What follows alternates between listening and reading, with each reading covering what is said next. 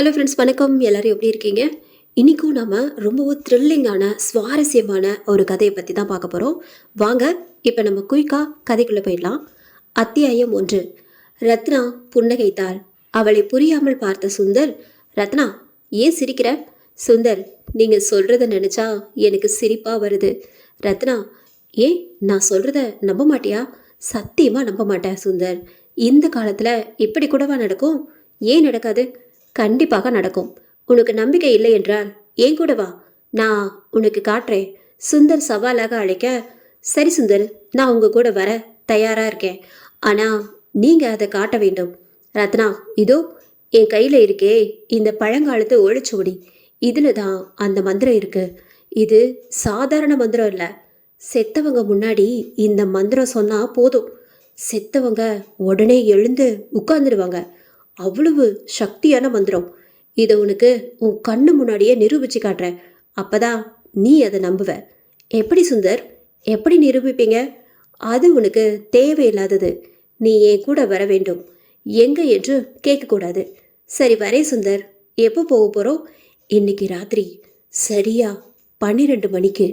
சுந்தர் சொல்ல ரத்னாவுக்கு தூக்கி வாரி போட்டது. என்ன, ராத்திரி 12 மணிக்கா? ஆமாம் ரத்னா, ராத்திரி 12 மணிக்கு தான். எங்க? அது மட்டும் ரகசியம். நான் சரியாக 12 மணிக்கு வருவேன். நீ தயாராக இருக்கணும். சொல்லிவிட்டு கிளம்பிய சுந்தரை பார்த்து நின்றாள் ரத்னா. இரவு சரியாக 12 மணி. வாசலில் வந்து நின்றான் சுந்தர். அவனை எதிர்பார்த்து காத்திருந்த ரத்னா சொன்னது போலவே வந்துவிட்டானே.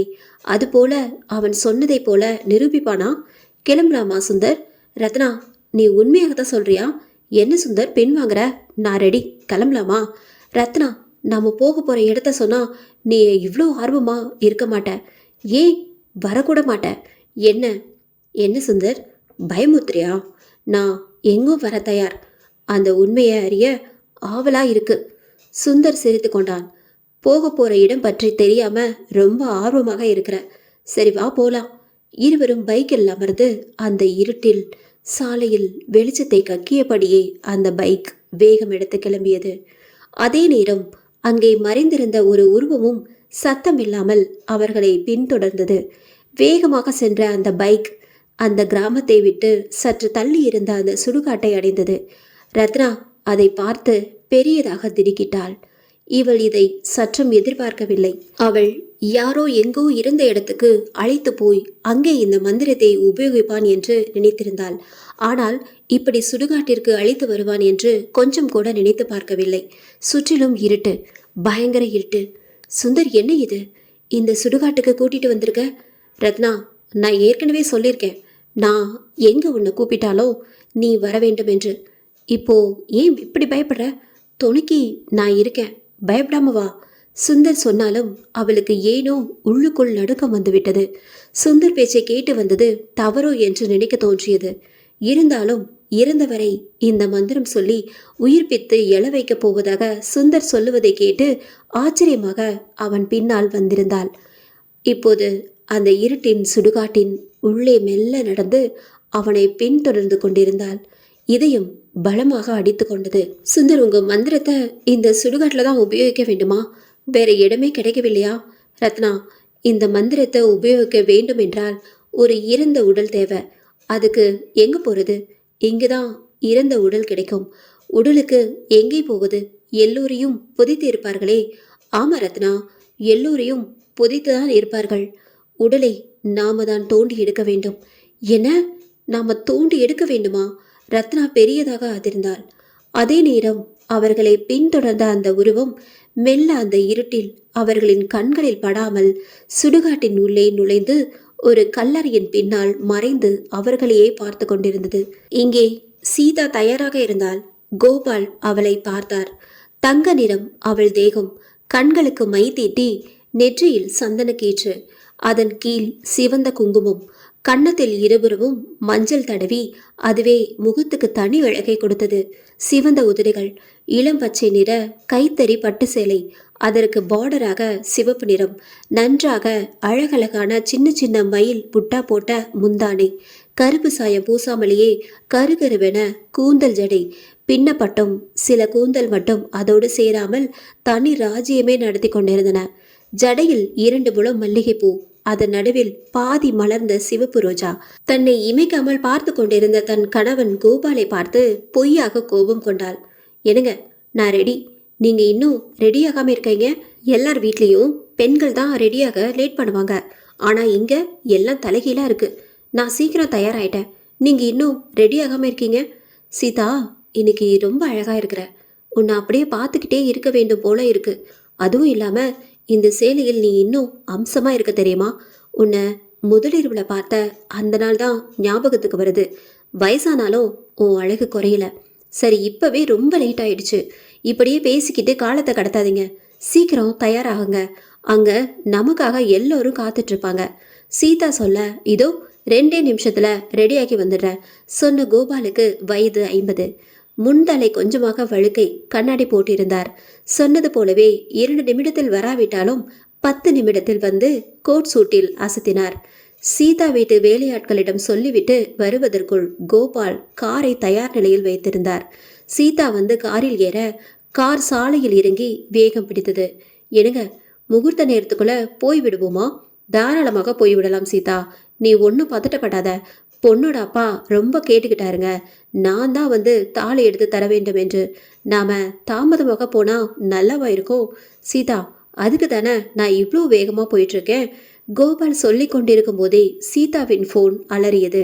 எடுத்து ஆன் செய்தாள். இதோ இன்னும் 5 நிமிஷத்துல அங்கே இருப்போம் என்று சொல்லிவிட்டு ஃபோனை வைத்தாள் சீதா. பொண்ணோட அப்பாங்க சீக்கிரம் வர சொல்றாரு, இதோ போய்விடலாம். கோபால் சொல்லி கொண்டிருக்கும் போதே அந்த பெரிய லாரி இவர்களின் காரின் குறுக்காக வந்து நிற்க, கோபால் இதை சற்றும் எதிர்பார்க்காமல் பிரேக்கை பிடித்து நிறுத்த முயற்சிக்க, இருந்தாலும் அந்த லாரியின் மேல் பலமாக மோதி நின்றது. சீதா தலையில் அடிபட்டு மயக்கமாக முன் சீட்டில் அமர்ந்த கோபாலுக்கு பெரிய அடிபட்டு உயிருக்கு போராட, அதற்குள் கூட்டம் கூடி அவர்களை அருகில் உள்ள மருத்துவமனைக்கு எடுத்து சென்றனர். பாமிலா ரேவதியை பார்த்தாள்.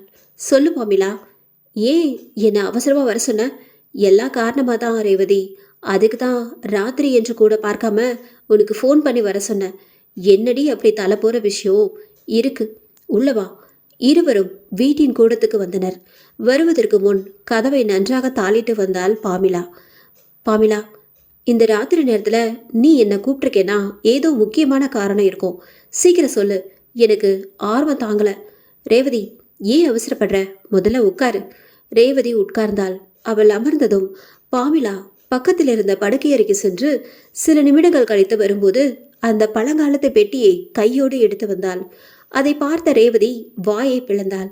என்னடி இது, பழங்காலத்து பெட்டி, உள்ள என்ன இருக்கு? புதையலா? ஆமா, புதையல்தான். காட்டு காட்டு, நான் பார்க்குறேன். பறக்காத, இரு காட்டுற சொன்ன பாமிலா ரேவதியின் அருகே வந்து அமர்ந்து தான் கொண்டு வந்த அந்த பெட்டியை திறந்து காட்டினாள். உள்ளே ஏதோ புதையல் தான் இருக்கும் என்று நினைத்திருந்த ரேவதிக்கு ஏமாற்றமாக இருந்தது. உள்ளே அனைத்தும் ஓலைச்சுவடிகள். என்னடி இது, வெறும் ஓலைச்சுவடிகளா இருக்கு? ஆமா ரேவதி, இந்த பெட்டி முழுக்க ஓலைச்சுவடிகள் தான் இருக்கு. நான் கூட ஏதோ மருந்து குறிப்போ இல்ல ஜாதக குறிப்போ தான் இருக்கும் என்று திறந்து பார்த்தேன். உள்ள படிச்சு பார்த்தா ஆச்சரியமா இருக்கு. அதான் உனக்கு ஃபோன் பண்ணி உடனே வர சொன்னேன். அப்படி என்ன எழுதியிருக்கு இதுல? இந்தா, உனக்கு தான் பழங்காலத்து எழுத்துக்கள் படிக்க தெரியுமே, இந்தா நீயே படிச்சு பாரு சொன்ன பாமிலா அவளிடம் அந்த பெட்டியிலிருந்து அந்த ஓலைச்சுவடிகளை எடுத்து கொடுத்தாள். அதை வாங்கிய ரேவதி அந்த ஓலைச்சுவடியில் இருந்த எழுத்துக்களை படிக்க படிக்க முகம் மாறினாள். பாமிலா, என்ன இது, ஆச்சரியமா இருக்கு? ஆமா ரேவதி, அதிசயமாக இருக்கு. இது பழங்காலத்து ஓலைச்சுவடி. இதுல சொல்லப்பட்டிருக்கிற விஷயம் நிஜமா? ஆமா, நிஜம் என்றே நினைக்கிறேன். இது பழங்காலத்து ஓலைச்சுவடி, இதுல பொய் இருக்காது. சரி, இது எப்படி உனக்கு கிடைச்சது? சுடுகாட்டில். பாமிலா சொல்ல, என்ன சுடுகாட்லையா? பெரியதாக அதிர்ந்தாள் ரேவதி. அத்தியாயம் 2. இரு பக்கமும் வயல்வெளி. அங்கே ஒரு பெரிய ஆலமரம். அதுதான் அந்த கிராமத்தின் பேருந்து நிலையம். அந்த மரத்தின் கீழே நிழலில் ஒரு வயதான பாட்டி வடை சுட்டு கொண்டிருந்தார்.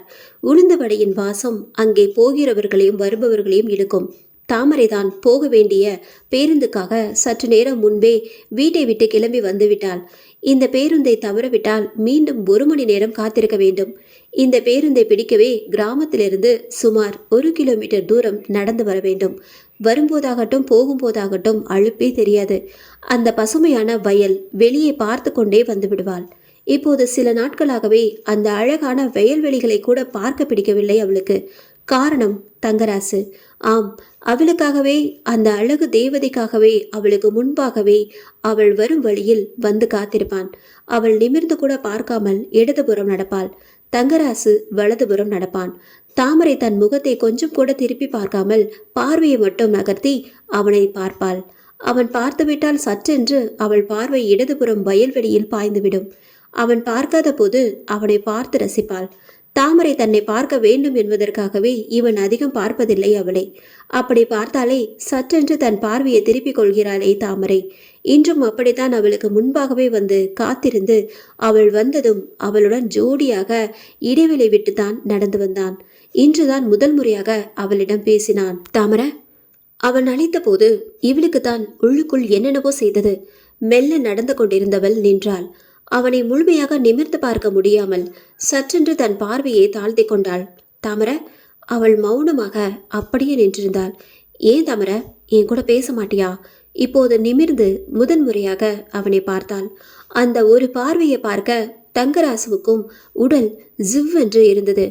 காந்த பார்வை. தாமரை, என்னுடைய பெயர் உங்களுக்கு எப்படி தெரியும்?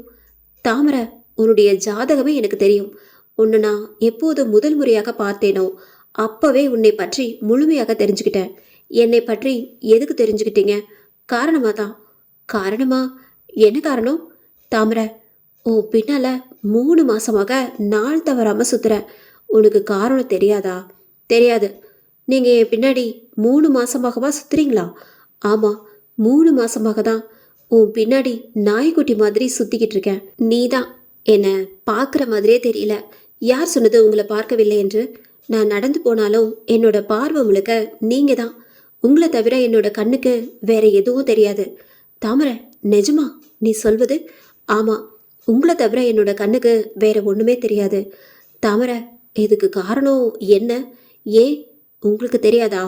தெரியாம தான் நீங்க என் பின்னாடி 3 மாசமாக சுத்துனீங்களா? தாமரை, உன்கிட்ட எப்படி என் காதலை சொல்வது என்று தவிச்சிட்டு இருந்தேன். நல்லவேளை நீயே என்னோட காதலை தெரிஞ்சுக்கிட்ட. எனக்கு ரொம்ப சந்தோஷமாக இருக்கு தாமரை. I love you. தாமரை தங்கராசுவை பார்த்தால், புன்னகைத்தால், நடக்க தொடங்கினாள். தாமரை, நில்லு. உன் பதில் என்ன? அதை வாய் விட்டு வேற சொல்ல வேண்டுமா? என்னோட சிரிப்பிலேயே பதில சொல்லிட்டேனே. இருந்தாலும் உன் வாயால ஐ லவ் யூன்னு ஒரு வார்த்தை சொல்லு. சொல்கிறேன். இப்போ வேண்டாம், சாயங்காலம் நான் திரும்பி வரும்போது அதை சொல்கிறேன். நிச்சயம் சொல்ல வேண்டும். அந்த வார்த்தையை கேட்க ஆசையாக இருக்கு. கண்டிப்பாக சொல்கிறேன். இப்போ பஸ்ஸுக்கு நேரமாச்சு. சொன்ன தாமரை நடையில் வேகத்தை கூட்டி நடக்க தங்கராசுவும் அவளை பின்தொடர்ந்தான். அந்த பெரிய ஆலமரத்தின் கீழ் தாமரை நிற்க அந்த மரத்தில் சாய்ந்தபடியே தங்கராசு இவளை இமைக்காமல் பார்த்திருந்தான். அதே நேரம் அவள் போக வேண்டிய பேருந்து வந்து நிற்க தங்கராசுவுக்கு பார்வையாலேயே விடை கொடுத்துவிட்டு பேருந்தில் ஏறினாள் தாமரை. பேருந்து புகையை கக்கியபடியே அந்த இடத்திலிருந்து நகர்ந்தது. அந்த பாட்டி உளுந்த வடையை எண்ணெயிலிருந்து எடுத்து தட்டில் வைத்து கொண்டிருக்க தங்கராசு பணம் கொடுத்து சுட சுட அந்த வடையை வாங்கினான். என்னப்பா தங்கராசு, தாமரையை மடக்கிட்ட போலிருக்கு? அந்த பாட்டி கேட்க தங்கராசு திடுக்கிட்டான். பாட்டி, உங்களுக்கு எப்படி தெரியும்? உங்க வயசு கடந்துதாப்பா நான் வந்திருக்கேன். எனக்கு தெரியாதா இந்த பார்வைக்கு என்ன அர்த்தம் என்று? ஆமா பாட்டி, இன்னைக்கு தான் என்னோட காதலை அவகிட்ட சொல்லியிருக்கேன். பார்த்துப்பா, தாமரை அப்பன் ஆத்தா இல்லாத பொண்ணு. அவ மாமா வீட்டில் தான் வளர்ந்துட்டுருக்கா. பாவம், அவளை கை விட்டுடாத. இல்லை பாட்டி, நான் அவளை உயிருக்கு உயிராக காதலிக்கிறேன். ஒரு நாளும் கைவிட மாட்டேன். சொல்லிவிட்டு அவன் திரும்பிய போதுதான் அவன் பார்வை அங்கே சென்றது.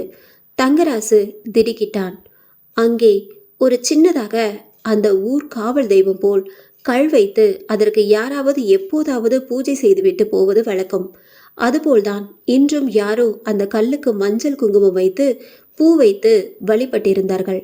அங்கே வெற்றிலை பாக்கின் மீது வாழைப்பழம் வைத்து அதன் மேல் அது இருந்தது. பாமிலா, என்னடி சொல்ற? இந்த ஓலைச்சுவடி சுடுகாட்டில் எடுத்ததா? ஆமா ரேவதி, இதை சுடுகாட்டில் இருந்து தான் எடுத்தது. பாமிலா, சுடுகாட்டில் பேய்கள் பிசாசுகள் தானே இருக்கும். செத்த பிணங்களும் எலும்பு கூடுகள் தானே கிடைக்கும். இது என்ன புதுசா ஓலைச்சுவடியெல்லாம் கிடைக்குது? அதான் எனக்கும் புரியவில்லை. உனக்கே தெரியும், என்னோட வீட்டிலிருந்து நான் மெயின் ரோட்டுக்கு போக வேண்டும் என்றால் சுடுகாட்டுக்குள்ளேருந்து தான் போக வேண்டும். ஏனென்றால் அதுதான் குறுக்கு வழி. இல்லை என்றால் மெயின் ரோட்டை அடைவது ரொம்ப சுத்து. அதுக்காகவே சுடுகாட்டுக்குள்ளே புகுந்து மெயின் ரோட்டுக்கு போய்விடுவது. அதுபோல தான் நான் வேலைக்கு காலையில் சுடுகாட்டில் புகுந்து போய்கிட்டே இருந்தேன். அப்பதான் ஒரு கல்லறைக்கிட்ட இந்த பெட்டி அனாதையாக கிடந்துச்சு. எனக்கு எடுத்து பார்க்கவும் பயமா இருந்துச்சு. உள்ள மண்டை ஓடு ஏதாவது இருக்குமோன்னு என்ன ஒரு பக்கம்.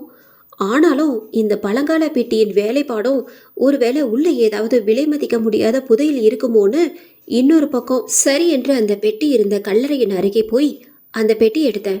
அப்பவே திறந்து பார்க்க ஆசையாக இருந்தது. வேலைக்கு போய் வந்து நிதானமாக திறந்து பார்க்கலாம் என்று இந்த பெட்டியை வீட்டுக்கு எடுத்து வந்து வச்சுட்டு அவசரமாக வேலைக்கு கிளம்பி போய்விட்டேன். அப்புறம் வேலை முடிஞ்சு வீட்டுக்கு வந்த பிறகுதான் சாவகாசமாக இந்த பெட்டியை திறந்து பார்த்தேன். உள்ள எல்லாமே ஓலைச்சுவடிகள். எடுத்து ஒவ்வொன்றாக படித்தேன். அதை படிக்க படிக்க எனக்கே ஆச்சரியமாக இருந்தது. உடனே உனக்கு ஃபோன் பண்ணி வரவழைச்சேன். பாமிலா நடந்ததை மூச்சு விடாமல் சொல்ல, பாமிலா, இது நிஜமான ஓலைச்சுவடியா? இதில் எழுதி இருக்கிறதெல்லாம் நிஜமாதான் இருக்குமா? ரேவதி, இது பழங்காலத்து ஓலைச்சுவடி. இதை சித்தர்களோ இல்லை யானைகளோ தான் எழுதியிருக்க வேண்டும். ஆனால் இது எப்படி சுடுகாட்டில் போயிருக்கோம் என்றுதான் தெரியவில்லை. பாமிலா, இது எப்படி சுடுகாட்டுக்கு போயிருக்கும் என்று நான் சொல்கிறேன். இந்த ஓலைச்சுவடியில் எழுதியிருக்கிறது என்ன? இதில் இருக்கிற மந்திரத்தை இறந்த உடல் கிட்ட ஓதினால் அந்த இறந்த உடல் உயிர் பிழைக்கும் என்று எழுதியிருக்கு.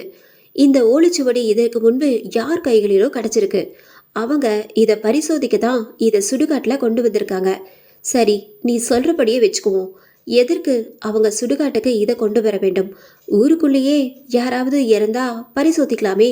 இல்லை பாமிலா, யாராவது இறந்த இடத்துல போய் இந்த மந்திரத்தை சொல்லி இந்த உடலை உயிர்ப்பிக்க போறேன் என்று சொன்னால் சிரிக்க மாட்டார்களா? இல்ல இதற்கு ஏதாவது சாஸ்திரங்கள் செய்துவிட்டு தான் அந்த பிணம் முன்னாடி இந்த மந்திரத்தை ஓத வேண்டுமோ என்னவோ?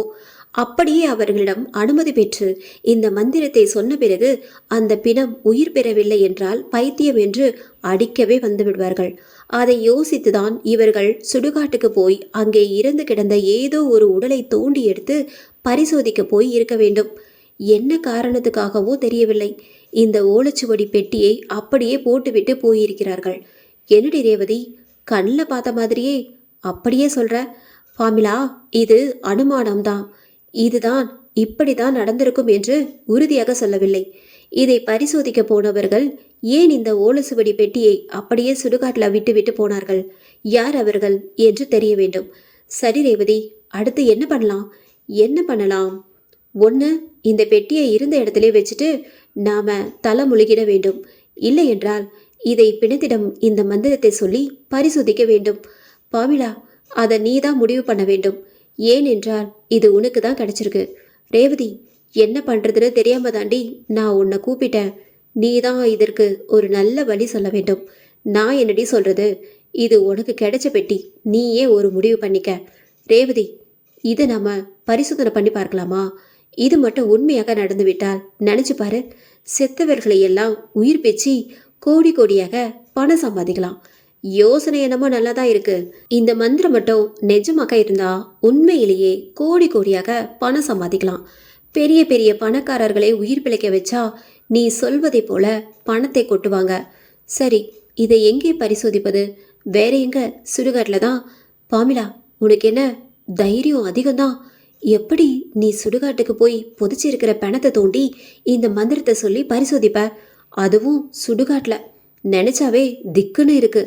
பாமிலா சிரித்தாள். ரேவதி, இதை நான் மட்டும் செய்யவில்லை, நீயும் கூட தான் என்னோட சுடுகாட்டுக்கு வரப்போற.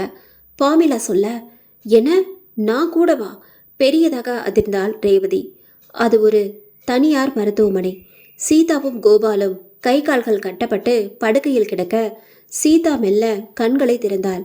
பக்கத்தில் சுயநினைவே இல்லாமல் படுத்திருக்கும் தன் கணவன் கோபாலை பார்த்தாள். முகம் உடல் தெரியாத அளவுக்கு கட்டு போடப்பட்டிருந்தது. சீதாவின் கண்களில் கண்ணீர் மழமளவென கொட்டியது. சீதாவின் அழுகையை பார்த்து பக்கத்தில் நின்றிருந்த நர்ஸ், மேடம் அழாதீங்க, உங்களுக்கு ஒன்றும் ஆகவில்லை. எனக்கு என்ன ஆனாலும் பரவாயில்ல. என்னோட கணவருக்கு இவ்வளோ அடிபட்டிருக்கே, அதை தான் என்னால் தாங்க முடியவில்லை. மேடம், உங்கள் கணவருக்கு எல்லாம் வெளிக்காயங்கள் தான், ஒன்றும் ஆகாது. நீங்கள் தைரியமாக இருங்க. கொஞ்ச நாள் ரெஸ்ட் எடுத்தா எல்லாம் சரியாகிவிடும்.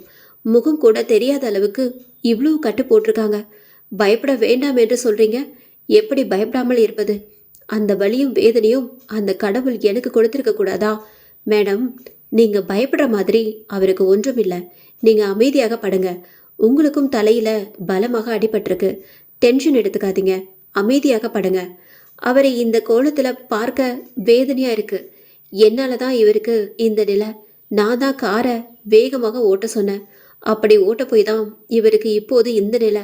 சொல்லிவிட்டு கண்களில் கண்ணீரை அடக்க முடியாமல் மேலும் பலமாக அழுதாள் சீதா. சீதாவை எப்படி ஆறுதல் படுத்துவது என்று தெரியாமல் தவித்த நர்ஸ் அப்போதுதான் அதை கவனித்தாள். அதை பார்த்து திடுக்கிட்டு பின்பு சுதாரித்து கொண்டு அந்த ஐசியூவிலிருந்து வெளியே ஓடி பெரிய டாக்டர் இருந்த அறைக்கு சென்று தகவல் சொல்லி அவரை கையோடு அழைத்து மீண்டும் அவர்கள் அனுமதிக்கப்பட்டிருந்த ஐசியூவை அறைக்கு சென்று கதவை மூடினாள். உள்ளே சீதா பார்த்த அந்த பெரிய டாக்டரும் பெரியதாக அதிர்ந்தார். அந்த சுடுகாடு பயங்கர இருட்டாக இருந்தது. கண்களுக்கு சின்ன பொட்டு வெளிச்சம் கூட தெரியாத அளவுக்கு அப்படி ஒரு இருட்டு. சுந்தர் அந்த இருட்டில் தட்டு தடுமாறி நடக்க பலமாக துடிக்கிற இதய துடிப்போடு அவனை பின்தொடர்ந்தாள் ரத்னா. சுந்தர், இந்த இருட்டையும் இந்த சுடுகாட்டையும் பார்க்கிற போது எனக்கு ரொம்ப பயமாக இருக்கு. ரத்னா, இதுக்கே பயந்துட்டா எப்படி? இனிமேதான் நாம பயப்பட வேண்டும். சுந்தர், நீங்க என்ன சொல்றீங்க? ஆமா ரத்னா, இப்போதான் நம்ம சுடுகாட்டு உள்ளேயே போயிட்டு இருக்கோம். இதுக்கே பயந்து போய் நின்னா எப்படி? இன்னும் உள்ள போய் இந்த இருட்டில் புதைத்த உடம்பை தோண்டி எடுக்க வேண்டும் ரத்னா. கொஞ்சம் நினச்சி பாரு. இந்த சுடுகாட்டில் புதைச்ச உடம்பை தோண்டி எடுக்கிறப்போ நம்மோட உணர்ச்சி எப்படி இருக்கும் என்று நினச்சாவே நெஞ்சு பக்கு பக்குன்னு இருக்கு. ஆமாம் சுந்தர், நீங்கள் சொல்லும்போதே எனக்கு பயமாக இருக்கு. இதை எப்படி செயல்படுத்த போகிறோம்னு நினைக்கும் போது இன்னும் பயம்தான் அதிகமாகுது. ரத்னா, உனக்கு துணையா நான் இருக்கேன். நீ ஏன் வீணாக பயப்பட வேண்டும்? சரி சுந்தர், இவ்வளோ பெரிய சுடுகாட்டில் எந்த இடத்தை தேர்வு செய்து பிணத்தை தோண்டி வெளியே எடுப்பீங்க? வா, உள்ளே போய் பார்க்கலாம். புதுசாக புதைச்ச பிணமாக இருக்க வேண்டும். இல்லைன்னா எலும்பு கூடு தான் கிடைக்கும். அதை வச்சு உயிர் வரவழைக்க முடியாதே. பார்ப்போம், வா. தற்சமயம் புதைச்ச இடமாக இருந்தால் அந்த இடத்துல பூ போட்டு இருப்பாங்க. அது காயாமல் இருக்கிற இடத்துல தோண்டி பார்ப்போம் சொன்ன சுந்தர் தான் கையோடு கொண்டு வந்திருந்த டார்ச் லைட்டை ஆன் செய்தான். சுந்தர், இவ்வளோ நேரம் டார்ச் லைட்டை வச்சுக்கிட்டு தான் இருட்டில் இருந்தோமா? ரத்னா, இவ்வளோ நேரம் அதற்கு அவசியமே ஏற்படவில்லை. இப்போ அவசியம் ஏற்பட்டிருக்கு சொல்லிவிட்டு டார்ச் லைட்டின் ஒளியை அங்கும் இங்கும் பரப்பினான். அந்த ஒளி அந்த இருட்டை கிழித்து கொண்டு போன திசையில் எல்லாம் இவர்கள் பார்வையை திருப்பினார்கள்.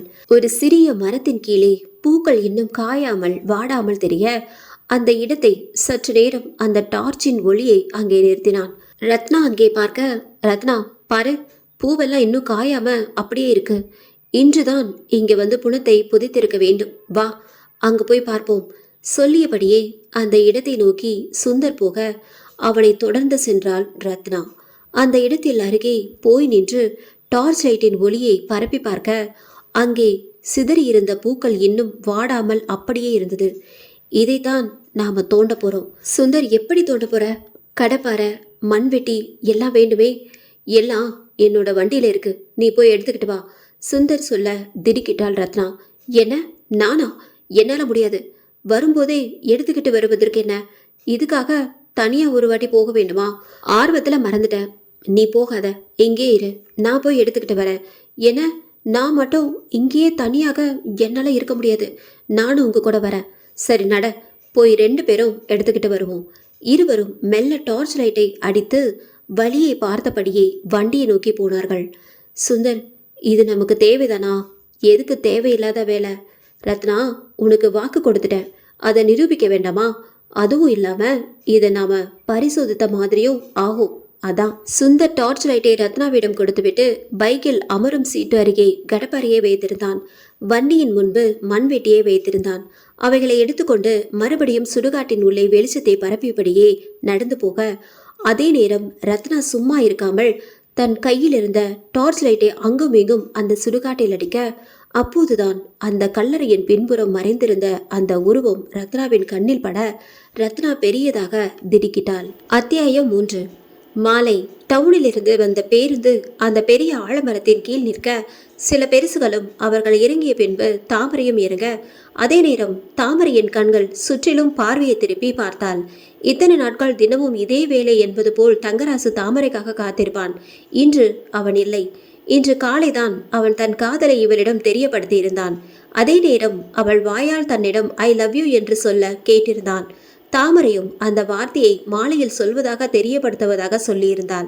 ஐ லவ் யூ என்கிற அந்த வார்த்தையை கேட்க அவன் ஆவலாக காத்திருப்பான் என்று நினைத்தவளுக்கு ஒரு பெரிய ஏமாற்றமாக இருந்தது. அங்கே அவனை காணவில்லை. எங்கு போயிருப்பான்? மேற்கில் சூரியன் மெல்ல மெல்ல மறைந்து கொண்டிருந்தது. மெல்ல அந்த சாலையில் நடக்க தொடங்கினாள். ஒருவேளை தனக்கு தெரியாமல் தனக்கு விளையாட்டு காட்ட தன்னை பின்தொடர்கிறானோ? சந்தேகம் எழ தாமரை நின்று திரும்பி பார்த்தாள்.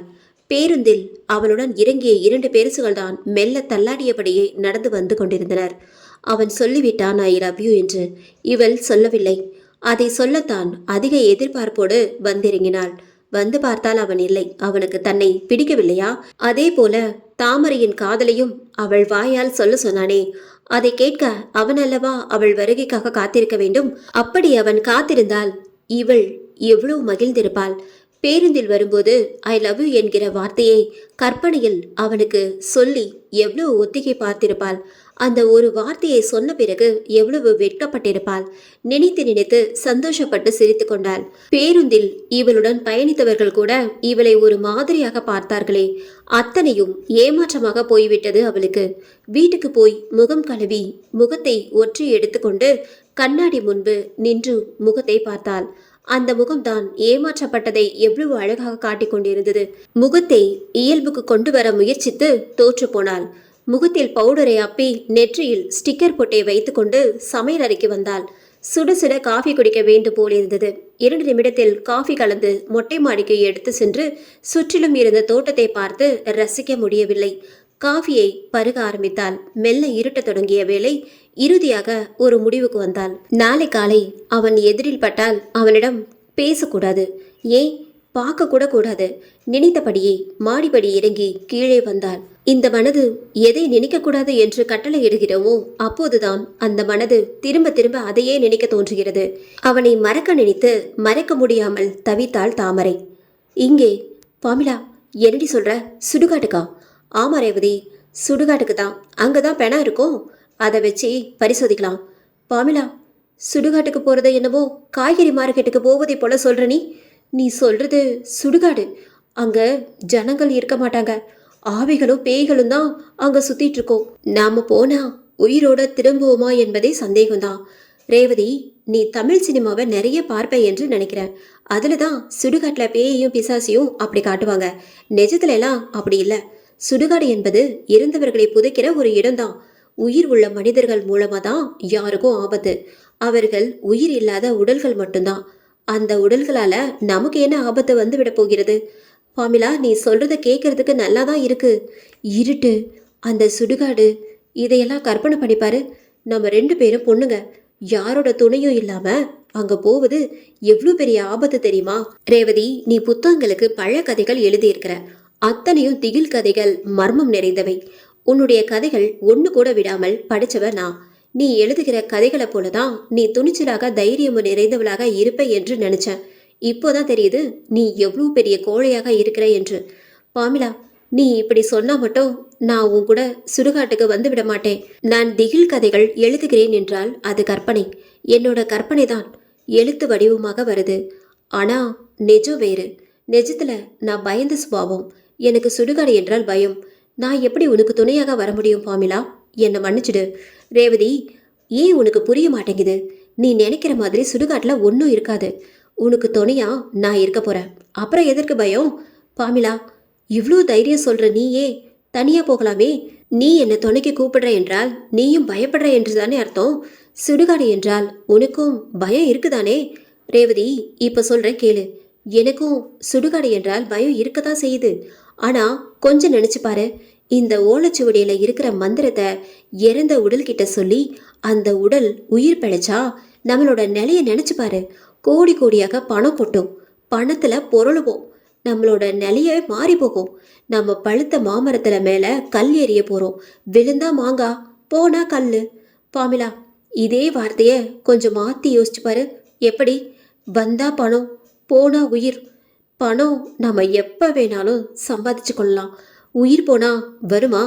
உயிர் போகும் என்று ஏன் பேசுற? நமக்கு ஒரு அருமையான வாய்ப்பு கிடைச்சிருக்கு. அதை சரியாக உபயோகப்படுத்தி கொள்ள வேண்டும். ரேவதி, என் பேச்சு கேளு. நீ என் கூட வந்தா போதும். மீதிய நான் பாத்துக்கிறேன். பாமிலா, நீ ஏன் என்ன இவ்வளோ வற்புறுத்துற? எனக்கு தான் விருப்பம் இல்லை என்று சொல்கிறேனே. விட்டுவிடு என்ன, நான் கிளம்புறேன் சொல்லிவிட்டு கிளம்பி சென்ற ரேவதியை தடுத்து நிறுத்தினாள் பாமிலா. ரேவதி, இதுதான் உன்னோட முடிவா? ஆமா பாமிலா, எனக்கு இதுல விருப்பம் இல்லை. சரி ரேவதி, உனக்கு விருப்பம் இல்லை என்றால் வேண்டாம். என் ஒருத்தியால இது நிச்சயம் முடியாது. நீ இல்லாம இந்த காரியத்தை என்னால செய்ய முடியாது. இந்த ஓலைச்சுவடிய பேசாம கிடைச்ச இடத்துலயே வச்சுட்டு போறேன். பாமிலா, இதுதான் சரியான முடிவு. இத கிடைச்ச இடத்துலயே வச்சுடு. தலைவலி வேண்டாம். சரி வா, இது எங்க கிடைச்சது? அங்கேயே வச்சுட்டு வந்துடலாம். இது சுடுகாட்டில் தானே கிடைச்சது. இதை வைக்க சுடுகாட்டுக்கு போக வேண்டுமா? ஆமா ரேவதி, ப்ளீஸ் என் கூட வா. இதை இருந்த இடத்துல வச்சுட்டு திரும்பி வந்துடலாம். என்ன பாமிலா, நீ விடமாட்ட போல இருக்கு. சரி நட, இதை வச்சுட்டு திரும்பி பார்க்காம வந்துடலாம். அப்பாடா, இப்பதான் நிம்மதியா இருக்கு. இரு, ஓலைச்சுவடி எடுக்கிறேன் சொன்ன பாமிலா அந்த ஓலைச்சுவடி பெட்டியை எடுத்துக்கொண்டு வெளியே வந்து வீட்டை நன்றாக பூட்டி அந்த இருட்டில் இருவரும் மெல்ல நடக்க தொடங்கினார்கள். தெருவிளக்குகள் கூட இல்லாத அந்த இருட்டான சாலையில் நடந்து கொண்டிருக்க அந்த சாலையில் ஆட்கள் சுத்தமாக இல்லை. நெஞ்சு படபடக்க அந்த இருட்டான சாலையில் நடந்து கொண்டிருந்த ரேவதி சட்டென்று நின்றாள். ரேவதி, ஏன் நின்றுட்ட? பாமிலா புரியாமல் கேட்க ரேவதி அந்த இருட்டில் ஒரு இடத்தை பார்த்து கையை காட்டினாள். அதோ பாரு. ரேவதி கை காட்டிய திசையில் பாமிலா பார்த்த பாமிலா பெரியதாக அதிர்ந்தாள். அங்கே அந்த பெரிய மருத்துவமனையின் பெரிய டாக்டர் பெரியதாக திடுக்கிட்டார். இவ்வளோ நேரம் பேசிக்கொண்டிருந்த சீதா இப்போது தன் கண்கள் மேலே நோக்கி செல்ல கை கால்கள் அசைந்து மயக்க நிலைக்கு போய்கொண்டிருந்தாள். அவள் காதில் சிவப்பாக ரத்தம் எட்டி பார்க்க அதை பார்த்த அந்த பெரிய டாக்டரும் பதட்டம் தொற்றிக்கொள்ள உடனே ஆபரேஷனுக்கு தயார்படுத்தி சொல்லி கட்டளையிட உடனே சீதாவை ஸ்ட்ரெச்சரில் தள்ளி கொண்டு ஆபரேஷன் தியேட்டருக்கு அழைத்து கொண்டு செல்ல அங்கே பல மருத்துவர்கள் தயாராக இருந்தனர். உடனே ஆபரேஷன் ஆரம்பமானது. வெளியே வாசலில் சிவப்பு லைட் எரிய தொடங்க சீதாவின் கணவர் கோபால் மெல்ல மெல்ல சுயநினைவு திரும்பி விழித்து கொண்டிருந்தார். அதே நேரம் அங்கே சீதா கொஞ்சம் கொஞ்சமாக சுயநினைவை இழந்து கொண்டிருந்தாள்.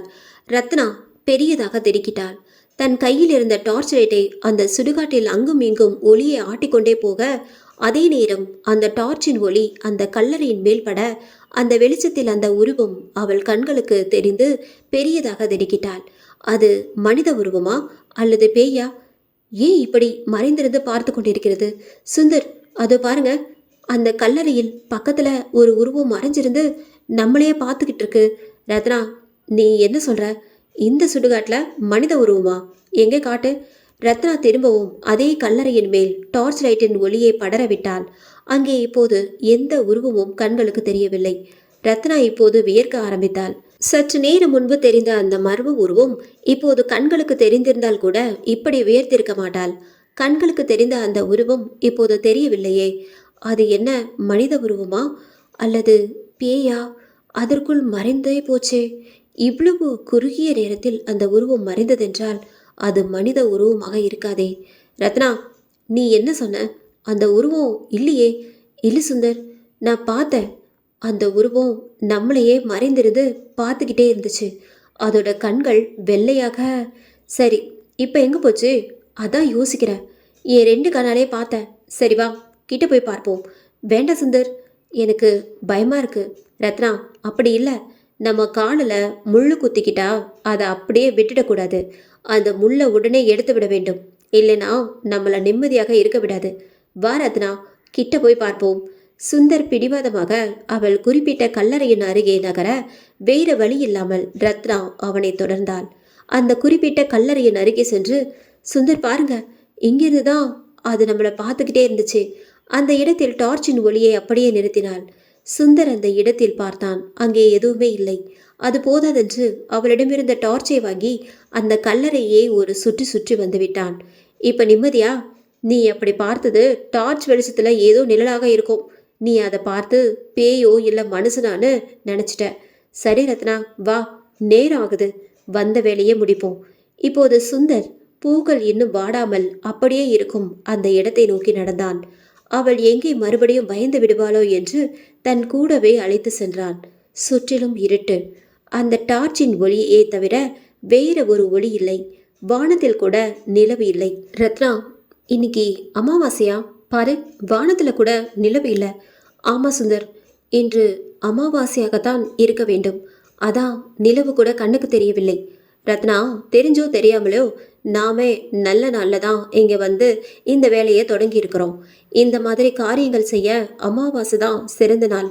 ஆமாம் சுந்தர், அது மட்டும் இல்லை, பேய்கள் ஆவிகள் கூட இந்த மாதிரியான அமாவாசையில தான் தன்னோட கல்லறையிலிருந்து வெளியே வந்து நடமாடுமா. அன்னைக்கு தான் அதோட ஆட்டமும் அதிகமாக இருக்குமா. எங்க தாத்தா சொல்லி கேள்விப்பட்டிருக்கேன்.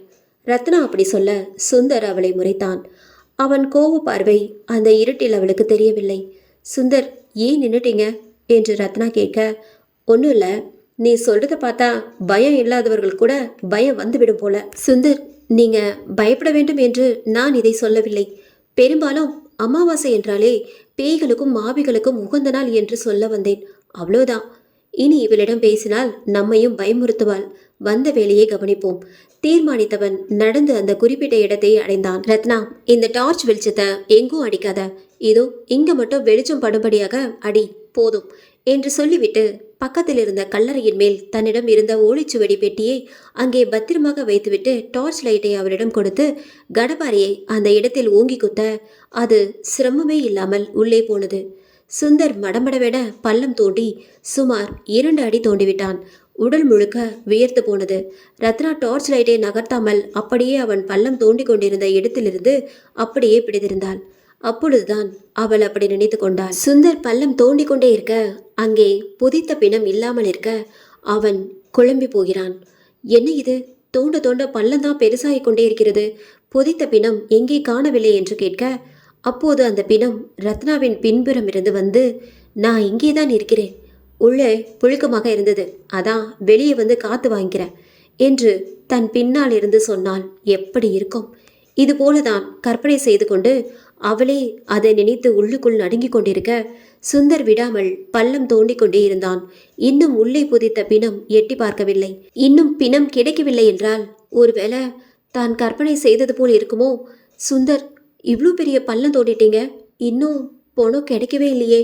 அதான் நானும் பார்க்குறேன். இவ்வளோ ஆழமாகவா புதைச்சிருப்பாங்க?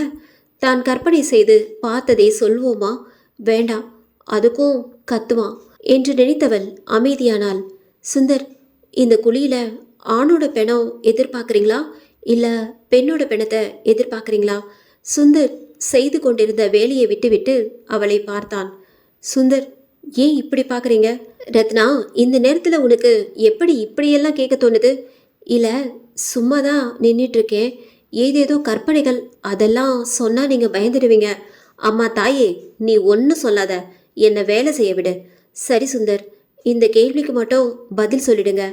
இந்த குழியில் ஆணோட பிணத்தை எதிர்பார்க்குறீங்களா இல்லை பெண்ணோட பிணத்தை எதிர்பார்க்குறீங்களா? ரத்னா, இந்த கேள்விக்கு உனக்கு பதில் தெரிஞ்சே ஆக வேண்டுமா? சொல்கிறேன் கேளு. இது இந்த குழி தோண்டிட்டு இருக்கிறது பிணத்தை எடுக்க இல்லை ரத்னா, உன்னை உயிரோட புதைக்க. சுந்தர் சொல்ல அதை கேட்டு ரத்னா பெரியதாக அதிர்ந்தாள். அத்தியாயம் 4. மெல்ல விடிந்து கொண்டிருந்த காலை பொழுது தாமரை விழித்தெழுந்து குளித்து தோட்டத்தில் இருந்த சில பூக்களை பறித்து வந்து சாமி படங்களுக்கு வைத்து சூடம் ஏற்றி வீட்டிலுள்ள மற்ற சாமி படங்களுக்கெல்லாம் காட்டிவிட்டு அவளும் தொட்டு கும்பிட்டாள். தூங்கி கொண்டிருந்த அவள் மாமாவுக்கு காஃபி கலந்து கொடுத்துவிட்டு அவளும் ஒரு வாய் குடித்துவிட்டு காலை டிஃபன் தயார் செய்து மடமடவென 2 இட்லி சாப்பிட்டு விட்டு அவள் மாமாவிடம் சொல்லி வீட்டை விட்டு கிளம்பினாள். ராத்திரி முழுக்க தூங்கவில்லை. தங்கராசுவை நினைத்து நினைத்து விடியும் வரை விழித்திருந்தாள். அந்த விடியும் நேரம்தான் அவளை மறந்து கண்களை மூடினாள். அதுவும் சில நிமிடங்கள், அவ்வளவுதான். சற்றென்று விழிப்பு வந்துவிட்டது. இப்போது தாமரையின் கண்கள் சிவந்து போய் எரிச்சல் அடைந்தது. அதை பொருட்படுத்தாமல் அந்த சாலையில் நடந்து கொண்டிருந்தாள். இருபுறமும் வயல்வெளி பசுமையாக தெரிய தங்கராசு நேற்றுதான் வரவில்லை, இன்றாவது வந்திருப்பான் என்று குருட்டு நம்பிக்கையில் இருந்தவளுக்கு இன்றும் ஏமாற்றம்தான். எங்க போனா? கடந்த 3 மாதங்களாக நாள் தவறாமல் வந்து கொண்டிருந்தவன் நேற்று தன் காதலை சொல்லிவிட்டு காணாமல் போனதேன். தன்னிடம் விளையாடுகிறானா? தான் உண்டு தன் வேலை உண்டு என்றுதானே இருந்தேன். இத்தனை நாளா? நேற்று ஏன் வந்து காதலை சொல்ல வேண்டும்? தன் காதலை சொன்னவன் தன்னையும் அல்லவா ஐ லவ் யூ என்கிற வார்த்தையை சொல்ல சொன்னான். அவன் கேட்டபோது அந்த வார்த்தையை சொல்லாமல் மாலையில் சொல்வதாக சொன்னதற்கு கோபித்து கொண்டானோ? ஒரு ஆண் தன் காதலை சொன்னவுடன் அதேபோல் ஒரு பெண்ணும் உடனே தன் காதலை தெரிவித்து விட வேண்டுமா? எப்படி முடியும்? வெக்கம் தடுக்குமே. அதையே அவனுக்கு புரியவில்லை. தாமரை மெல்ல நடந்து அந்த பேருந்து நிறுத்தத்தில் நின்றாள். பக்கத்தில் அந்த பாட்டி வடை சுட்டு கொண்டிருந்தாள். தாமரையின் பார்வை அங்கும் இங்கும் தங்கராசுவை தேடுவதை அறிந்து தாமரையை அருகில் அழைத்தாள். புரியாமல் போய் நின்றாள் தாமரை. என்ன கண்ணு, தங்கராசவை தேடுறியா? இல்ல பாட்டி, நான் நான் யாரையும் தேடல. தாமரை கண்ணு, என்கிட்டயே போய் சொல்றியா? இல்ல பாட்டி, நிஜமாகத்தான் யாரையும் நான் தேடவில்லை. தாமரை, தங்கராசு எங்கேயும் போகவில்லை. உனக்காகத்தான் ரொம்ப நேரமா முன்னாடியே இங்க வந்து காத்துக்கிட்டு இருக்கான். பாட்டி, நீங்க என்ன சொல்றீங்க? ஆமா தாமரை, நீ தூரத்துல வருவதை பார்த்துட்டு இதோ இந்த மரத்துக்கு பின்னாடி ஒளிஞ்சிருக்கான். என்ன சொல்ல வேண்டாம் என்று சொன்னா உன் தவிப்பு பார்க்க பிடிக்கவில்லை, அதான் சொல்லிட்டேன். அந்த பாட்டி சொல்ல சொல்ல இவளுக்கு சந்தோஷம் பிடிபடவில்லை. மரத்துக்கு பின்னாடி ஒளிஞ்சிருக்கியா? இரு. நினைத்தவள் தான் வழக்கமாக நிற்கும் இடத்தில் வந்து நின்று கொண்டாள். வரட்டும், வந்து எதிரில் அவனே நிற்கட்டும். தான் பேருந்து வருகிறதா என்று பார்ப்பதை போல தன் பார்வையை மெல்ல திருப்பி அந்த பெரிய ஆழமரத்துக்கு பின்னால் அவன் ஒளிந்திருக்கிறானா என்று பார்க்க அங்கே தங்கராசு தன்னை ஒளிந்திருந்து பார்ப்பது தெரிந்து தன் பார்வையை சற்றென்று திருப்பிக் கொண்டாள். அவன் மெல்ல பூனை போல் அவள் பின்னாடி நடந்து அவள் கிட்டே வந்து பே என்று சத்தம் எழுப்பும் சமயம் தாமரை சற்றென்று திரும்பி அவனை பார்க்க இதை சற்றும் எதிர்பார்க்காத தங்கராசு திடுக்கிட்டான். அந்த பாட்டி இவைகளை ரசித்து பார்த்து சிரித்து கொண்டாள். இங்கே ரேவதி சுட்டிக்காட்டிய இடத்தில் பார்த்து பாமிலா பெரியதாக திடுக்கிட்டாள். அங்கே அந்த சாலையில் ஒரு பெண், கிட்டத்தட்ட 20 வயதுக்குள்ளான பெண், இரத்த வெள்ளத்தில் அலங்கோலமாக விழுந்து கிடந்தாள்.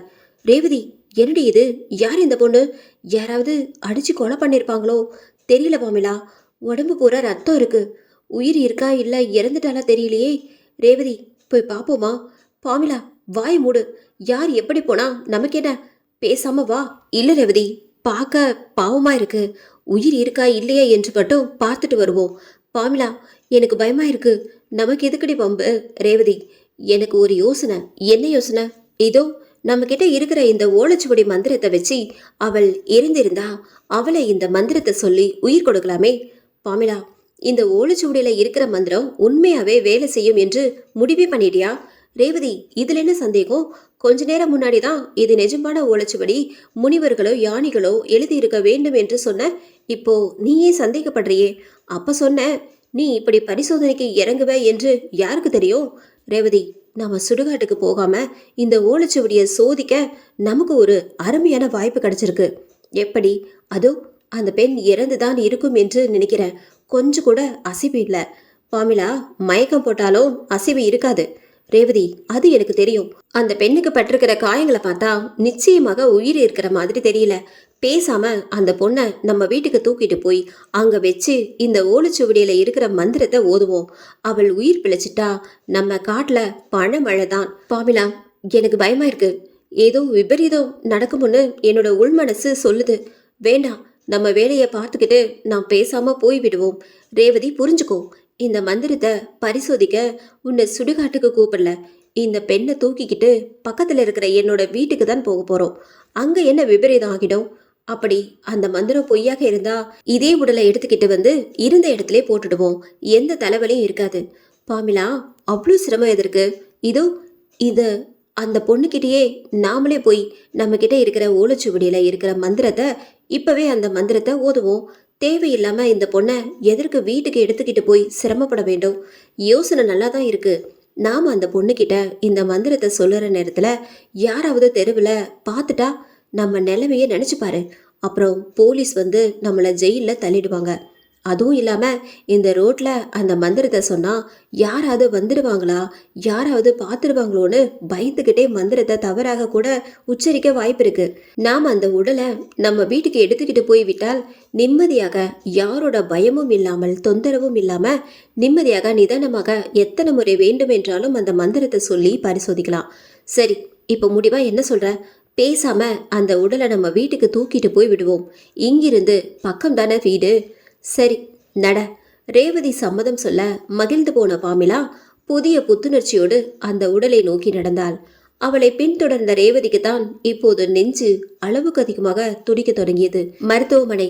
கோபால் கண் விழித்து கட்டிலில் எழுந்து அமர்ந்தார். பக்கத்தில் மயக்கமாக படுத்திருக்கும் தன் மனைவி சீதாவை பார்த்தார். அவரை அறியாமலேயே அவர் கண்கள் கலங்கியது. சற்று நேரம் முன்புதான் பெரிய மருத்துவர் அந்த தகவலை சொன்னார். கோபால், உங்க மனைவியை காப்பாற்றுவது மிகவும் சிரமம்தான். நாங்கள் எங்களோட முயற்சியை கைவிடவில்லை. தொடர்ந்து அவரை காப்பாற்றுவதில் தான் எங்கள் கவனம் இருக்கிறது. ஆனாலும் 100% உறுதியாக சொல்ல முடியாது. எங்களுக்கு தெரிந்து அவர் இன்னும் 2 அல்லது 3 நாட்கள் தான், மிஞ்சி போனால் உயிர் வாழக்கூடும். இந்த கடினமான நேரத்தில் இந்த விஷயம் உங்களுக்கு சொல்லக்கூடாது தான். இருந்தாலும் வேறு வழி இல்லை, சொல்ல வேண்டிய கட்டாயம். இந்த வார்த்தையை கேட்டும் கோபால் உயிருடன் இருக்கிறார் என்றால் அது அவருக்கே சந்தேகம்தான். இந்த நேரம் இந்த வார்த்தையை கேட்டு உயிர் போயிருக்க வேண்டும். ஏனென்றால் தன் மனைவி சீதா மீது அவர் அளவு கடந்து பாசம் வைத்திருந்தார். அந்த உயிர் இன்னும் 2 நாட்களில் போகப் போகிறது என்றால் எப்படி தாங்கிக் கொள்ள முடியும்? கோடிக்கணக்காக பணம் இருக்கிறது, இருந்து என்ன பயன்? அந்த பணத்தை வைத்துக்கொண்டு தன் சீதாவை காப்பாற்றிவிடத்தான் முடியுமா? எப்பொழுது வேண்டுமென்றாலும் வந்து அழைத்து போக காத்திருக்கும் யமனிடம் பேரம் பேச முடியுமா? எப்படி தன் மனைவியை காப்பாற்றிக் கொள்ளப் போகிறேன்?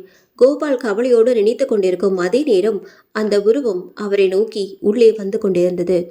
சுந்தர் சொல்வதை கேட்டு ரத்னா பெரியதாக திடுக்கிட்டாள். சுந்தர், நீங்க என்ன சொல்றீங்க? சுந்தர் புன்னகைத்தான். ஆமா ரத்னா, இந்த குழி பிணத்தை தோண்டி எடுக்க இல்லை, உன்னை உயிரோட புதைக்குதான். சுந்தர், என்னை கொல்ல போறீங்களா? ஏன்? எல்லாம் காரணமாதான். உன்னை கொன்னு புதைக்க போறதில்ல. ஆமா, உன்னை உயிரோட புதைக்க போறேன். ரத்னா இப்போது பெரியதாக அதிர்ந்தாள். முழுக்க முழுக்க வியர்க்க தொடங்கியது அவளுக்கு. என்ன ரத்னா அப்படி பார்க்குற? பயமா இருக்கா? லூசு, நீ என்னோட உயிர். உன்னை எதற்காக நான் கொல்ல போறேன்? சுந்தர் அப்படி சொல்ல ரத்னா இப்போதுதான் நிம்மதி பெருமூச்சு விட்டாள். சுந்தர், நான் உண்மையிலே எவ்வளோ பயந்துட்டே தெரியுமா? இப்படியா சொல்லி பயமுறுத்துவது? ரத்னா, சும்மா ஒரு பேச்சுக்கு தான் அப்படி சொன்னேன். நீ அதை உண்மை என்று சொல்லி பயந்துட்ட. சுந்தர், ஏன் இப்படி பண்ணீங்க? ரத்னா, நீ நிறைய பயந்து போயிருக்கிற. உனக்கு ஒன்று தெரியுமா? எப்பவுமே நாம இப்ப இருக்கிற கஷ்டத்தை தான் பெருசா நினைச்சுக்கிட்டு இருப்போம். அதை விட பெரிய கஷ்டம் வந்தா பழைய கஷ்டத்தை மறந்துடுவோம். அது போலதான் நீ இந்த இருட்ட பேய நினைச்சு ரொம்பவே பயந்துகிட்டு இருந்த. அதை விட உனக்கு பெரிய அதிர்ச்சியை கொடுத்தாதான் உனக்கு சரியா போகும் என்று இப்படி ஒரு அதிர்ச்சி வைத்தியம் கொடுத்த. அதையும் நீ நம்பி பயந்துட்ட. இப்படி ஒரு பெரிய அதிர்ச்சி கொடுப்பீங்க என்று எதிர்பார்க்கவில்லை. சரி, இன்னும் எவ்வளோதான் தோண்டிட்டு இருப்பீங்க? இன்னும் பணத்தை காணோமே. பொறு ரத்னா, கிடைக்கும் என்று சொல்லும் போதுதான் மெல்ல அந்த உடல் தெரிய ஆரம்பித்தது. ரத்னா டார்ச் லைட்டை அந்த குழிக்குள் அடித்து அந்த உடலின் முகத்தை பார்த்தாள். அது ஒரு பெண்ணின் உடல். முதலில் முகம் தெரிந்தது, பின்பு கொஞ்சம் கொஞ்சமாக உடல் தெரிய ஆரம்பித்தது. சுந்தர் சுற்றிலும் தோண்டி அந்த உடலை வெளியே எடுத்தான். இன்றுதான் இந்த உடலை புதைப்பதற்கான அடையாளமாக அந்த உடல் இன்னும் எதுவும் ஆகாமல் அப்படியே இருந்தது. சுந்தர் அந்த உடலை தோண்டி எடுக்கும்போது அவள் உடலில் பல இடங்களில் காயங்கள் ஏற்பட்டது. ரத்னா, ஒரு கை பிடிக்கிறியா? இந்த உடலை மேலே எடுத்து விடுவோம். என்ன? நானா? என்னால முடியாது, நான் தொடமாட்டேன். சரி விடு, நானே கொஞ்சம் கஷ்டப்பட்டு வெளியே எடுத்துறேன் சொன்ன சுந்தர் அந்த உடலை குழிக்குள் இருந்து வெளியே எடுக்க போராடினான். பிணம் என்றாலே கொஞ்சம் கனமாகத்தானே இருக்கும். அதை சுந்தர் இப்போதுதான் உணர்ந்தான். எவ்வளோ கனம்! அந்த உடலை மேலே எடுக்க நிறையவே போராடினான். எப்படியோ மேலே எடுத்துவிட்டு பெரியதாக மூச்சு விட்டான். அவன் உடல் முழுக்க வியர்வையால் நனைந்து போயிருந்தது. குடிக்க தண்ணீரும் எடுத்து வந்திருக்கலாம். இப்போது நினைத்து கொண்டான். ரத்னா அந்த உடலின் மீது டார்ச் லைட் படும்படி காண்பித்தாள். அந்த இறந்த பெண்ணுக்கு வயது 20 தான் இருக்கும். இவ்வளவு சின்ன வயதில் மரணம் எப்படி? சுந்தர், ரொம்ப சின்ன வயசாக இருக்கு. இவ்வளவு சின்ன வயசுல இறந்திருக்கா? இந்த பொண்ணு பார்க்க பாவமா இருக்கு. ஆமா ரத்னா, ரொம்ப சின்ன வயசா இருக்கு. உடம்பு சரியில்லாம இறந்திருப்பாளோ? ஆமா சுந்தர், இந்த சின்ன வயசுல இறந்திருக்கானா நிச்சயம் நோய்வாய்ப்பட்டு தான் இறந்திருக்க வேண்டும், அல்லது யாராவது கொன்று இறந்திருக்க வேண்டும். ஏனென்றால் வயது 20க்குள்ளதான் இருக்கும் போலிருக்கு. ரத்னா, என்ன பண்ணலாம்? வயசு எவ்வளோ ஆனா நமக்கு என்ன? நமக்கு தேவை உயிரற்ற உடல். அது நமக்கு கிடைச்சிருச்சு. இந்த இறந்த உடலை எப்படியாவது உயிர் பிழைக்க வைக்க வேண்டும்.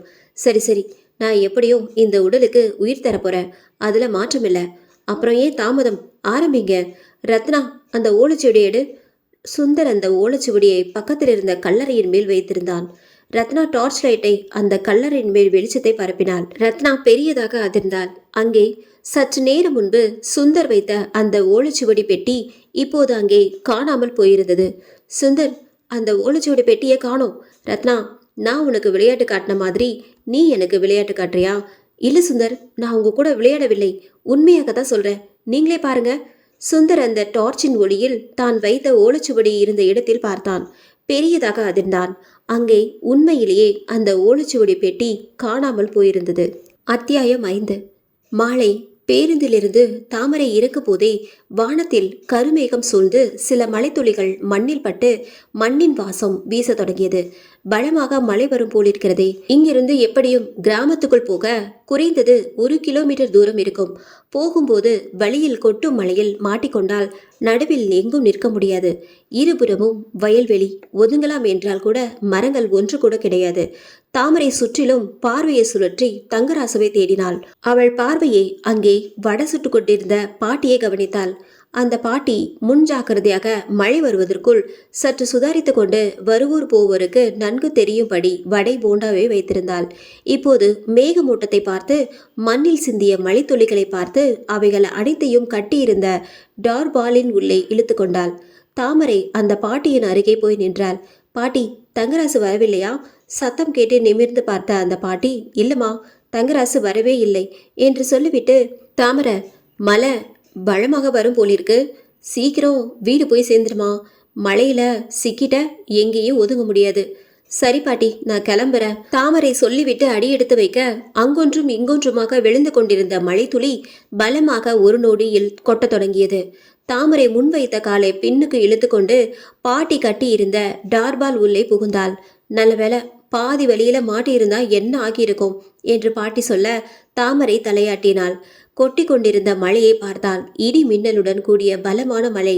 எங்கோ பெரியதாக இடி ஒன்று விழும் சத்தம் கேட்டது. அந்த சத்தம் அவளை பெரியதாக திடுக்கிட வைத்தது. மழை இன்னும் விடாமல் கொட்டி கொண்டிருந்தது. மணி இன்னும் 6 கூட ஆகியிருக்காது. முழுக்க இருட்டிவிட்டது.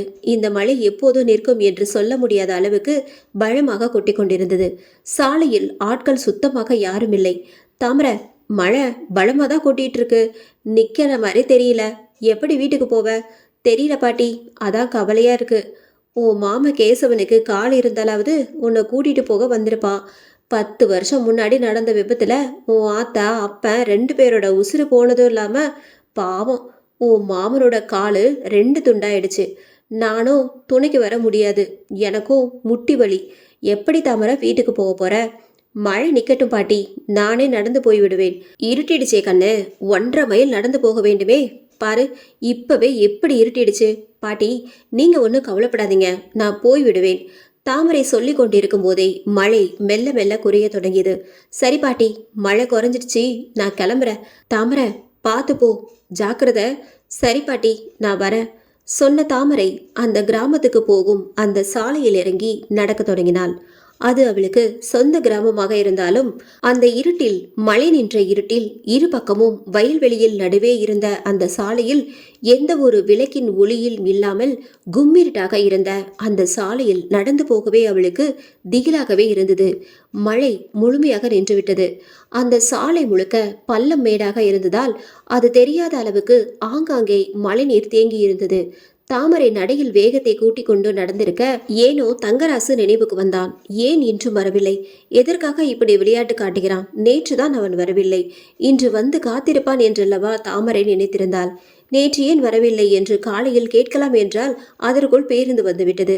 எதுவும் கேட்காமல் பஸ் ஏறி போய்விட்டாள்.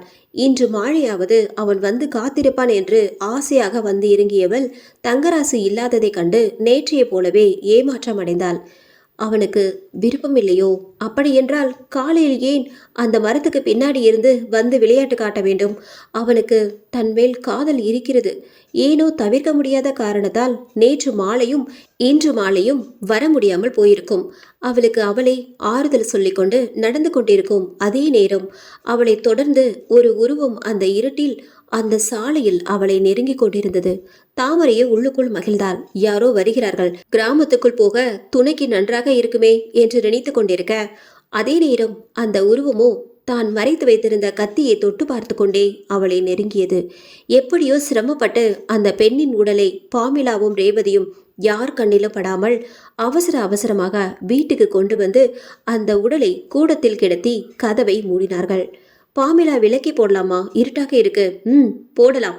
ஜன்னல் ஸ்கிரீனை நன்றாக மூடிவிட்டு லைட் போடலாம் என்று சொல்லிவிட்டு திறந்திருந்த ஜன்னல் கதவுகளை எல்லாம் நன்றாக மூடிவிட்டு ஸ்கிரீனை நன்றாக இழுத்து மூடிவிட்டு விளக்கை போட்டாள். இப்போது இருவரின் பார்வையும் கூடத்தில் கிடத்திய அந்த பெண்ணின் உடல் மீதுதான். அந்த பெண்ணின் உடலில் ஏகப்பட்ட காயங்கள் இருந்தது. இருட்டில் ஏதோ லேசாக அடிபட்டு ரத்தம் வழிந்ததை போலதான் இருந்தது. ஆனால் இப்போ அந்த உடலை கூடத்தில் கிடத்தி விளக்கை போட்டுவிட்டு பார்த்தால் அந்த உடல் முழுக்க அவ்வளவு காயங்கள். பாமிலா, என்னடி அந்த பொண்ணோட உடம்பு பூரா இவ்வளோ காயங்கள்? ஆமா ரேவதி, நானும் அதை தான் பார்த்துட்டு இருக்கேன். அதுவும் இல்லாம உடம்பு பூரா வெறும் மண்ணாக இருக்கு. ஏதோ குழியிலிருந்து தோண்டி எடுத்த பெணம் போல. முதல்ல அந்த உடம்புல உயிர் இருக்கா என்று பார்த்து விடுவோம் சொன்ன பாமிலா அந்த உடலின் அருகே வந்து அவள் மூக்கிடம் கை வைத்து பார்த்து, ரேவதி, காத்து வரமாட்டேங்குது, உயிர் இல்லை.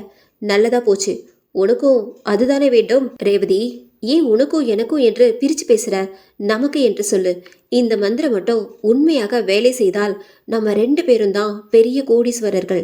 பாமிலா, நீ பகல் கனவு காண்கிறியோன்னு நினைக்கிறேன். ரேவதி, இன்னும் ஏன் நம்பிக்கை இல்லாதவள் மாதிரியே பேசுற? பாமிலா, உனக்கு ரொம்பவே நம்பிக்கைடி. உன்னை பார்க்குறப்போ எனக்கு எப்படி தோணுது தெரியுமா? எப்படி? சின்னதாக ஒரு கதை சொல்றேன் கேளு. ஒரு ஊர்ல ஒரு ஏழை அப்பா இருந்தாராம். அவருக்கு ஒரே ஒரு பெண்ணா. அந்த ஏழைக்கு ஒரு ஆசை. அது என்ன ஆசைனா, தன்னோட மகளுக்கு வரப்போற மாப்பிள்ளை ஒரு ராஜகுமாரனாக தான் இருக்க வேண்டும் என்று ஆசைப்பட்டாராம். தன் மகளை கொடுக்க அந்த மாதிரி ஒரு ராஜகுமாரனுக்காக காத்திருந்தாராம். அந்த பொண்ணு அழகுலையும் சுமார் தான். அப்படி இருக்க அந்த பெண்ணுக்கு வந்த மாப்பிள்ளைங்களை எல்லாத்தையும் தட்டி கழிச்சுக்கிட்டே தன்னோட முடிவை மாத்திக்காம ரொம்பவே நம்பிக்கையாக ஒரு ராஜகுமாரனுக்காக காத்திருந்தாராம் அந்த ஏழை அப்பா. நாட்கள் ஆக ஆக அந்த பொண்ணுக்கு வயசாயிட்டே போச்சான். கடைசியில அந்த பொண்ணுக்கு கல்யாணமே ஆகவில்லை. அந்த வயசான ஏழை அப்பா மட்டும் நம்பிக்கையை இழக்காம இருந்தாராம். ரேவதி, இந்த கதை மூலமா நீ என்னடி சொல்ல வர? அந்த ஏழை அப்பா தன்னோட மகளுக்கு வயசானதையும் மறந்து நம்பிக்கையாக காத்திருந்தாராம். இனி அந்த வயசான பெண்ணை யார்தான் கல்யாணம் பண்ணிக்குவாங்க? அந்த ஏழை அப்பாவோட பேராசையால் பாவம் அந்த பொண்ணோட வாழ்க்கையே அநியாயமா பாழா போச்சு. இப்ப புரியுதா?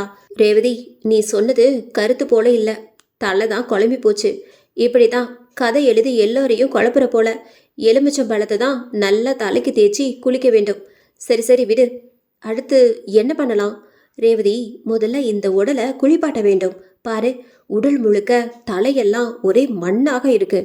குளிப்பாட்டுவதென்றால் எப்படி? அவள் உடம்பு பூரா சோப்பு போட்டா. ரேவதி, அதெல்லாம் வேண்டாம். பாத்ரூம்ல இருந்து ஒரு குடம் தண்ணி எடுத்துட்டு வா. இந்த பொண்ணோட உடம்பு மேல ஊத்தி சுத்தப்படுத்திக்குவோம்.